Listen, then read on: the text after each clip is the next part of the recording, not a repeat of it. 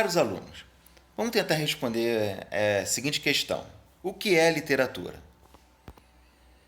Bem, podemos definir como atividade artística que utiliza elementos gramaticais de uma determinada língua. Falou, gente? Um forte abraço para vocês aí e até mais.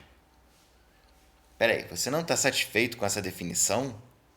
Tá, vamos para a definição mais hardcore, entendeu? Vamos fazer um open mind aí.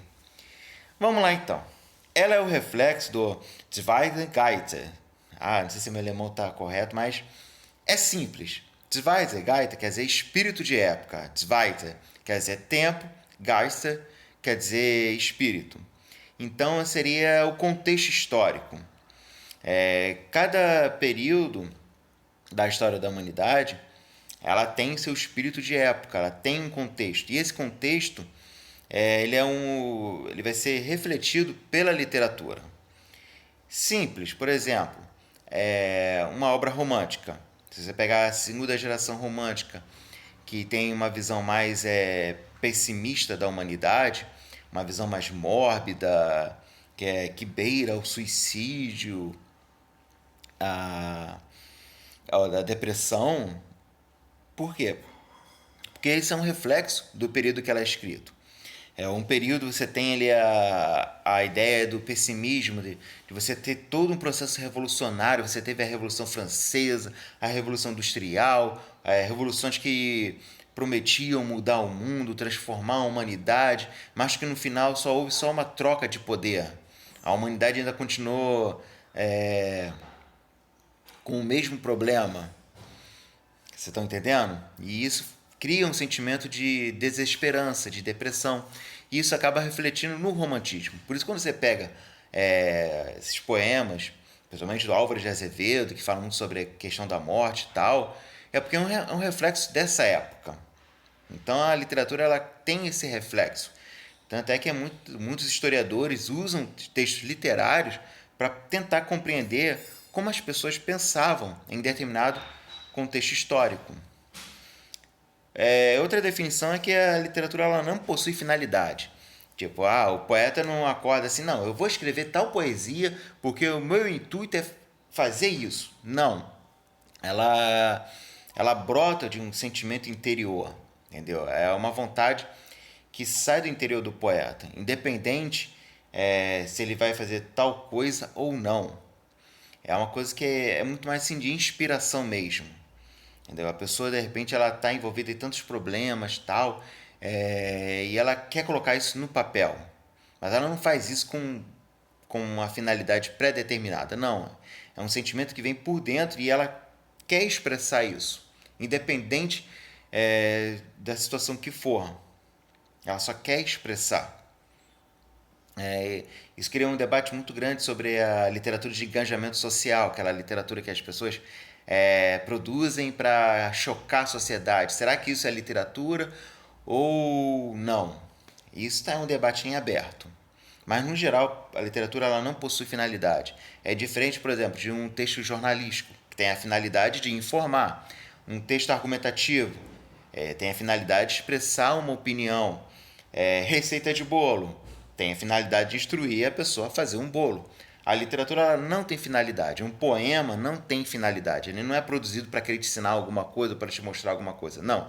Ele é um reflexo de uma sociedade. Ele é o ponto de vista do autor sobre determinadas situações que ele está vivenciando.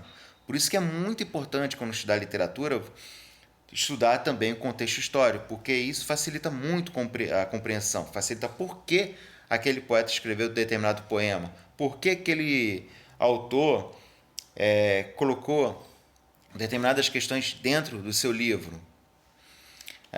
Sua essência é puramente individualista, então ela é uma coisa que brota do indivíduo, da pessoa. Ela não é fruto de um projeto coletivo, não.